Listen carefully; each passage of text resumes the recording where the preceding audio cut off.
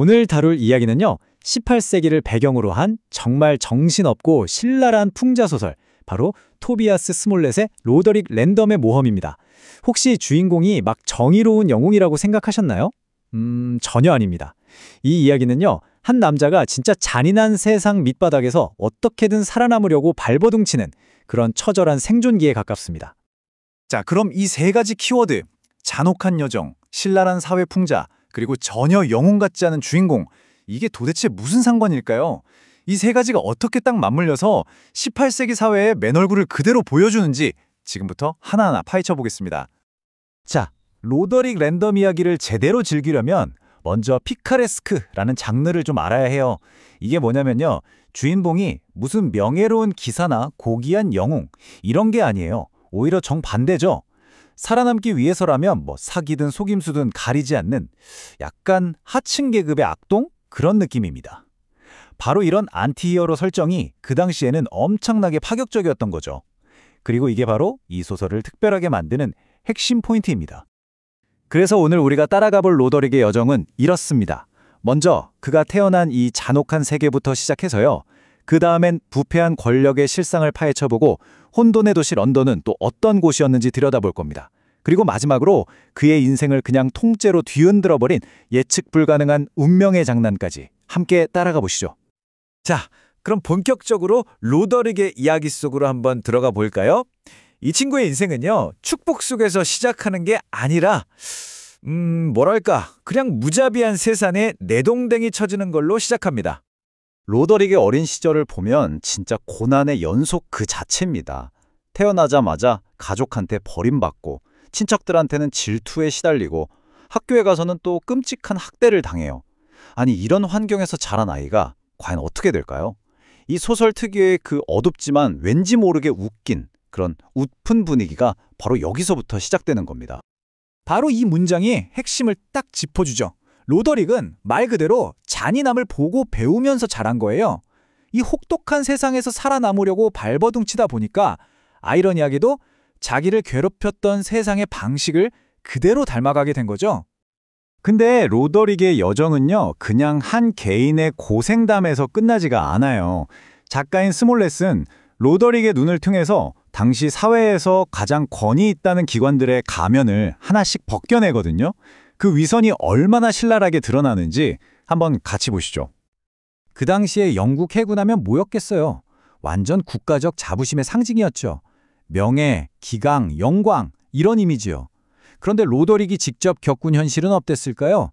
그가 본 건요, 온갖 질병이랑 폭력, 그리고 무능한 장교들이 판치는 말 그대로 떠다니는 지옥이었습니다.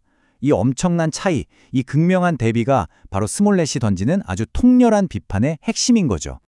근데 이게 해군만 그런 게 아니었어요. 당시 의료계에 대한 풍자는 더 심하면 심했지 덜하지 않습니다. 로더릭이 만나는 의사나 약제사들을 보면요, 환자 살리는 것보다는 자기 지위나 이익 챙기는데 완전히 혈안이 되어 있어요. 이런 사람들의 무능함과 오만함이 당시 사회 전체에 퍼져 있던 부패의 축소판이라고 할 수 있는 거죠. 자, 이제 로더릭의 여정은 새로운 무대로 옮겨갑니다. 바로 그 시대 최대의 도시 런던으로요. 근데 그가 도착한 곳이 무슨 기회의 땅이었을까요? 천만에요. 온갖 사기꾼이랑 악당들이 우글거리는 그냥 도덕이 실종된 정글 같은 곳이었습니다. 도시에 딱 발에 들인 순진한 로더릭을 가장 먼저 반겨주는 게 누굴까요? 네, 바로 이런 교활한 사기꾼들이죠.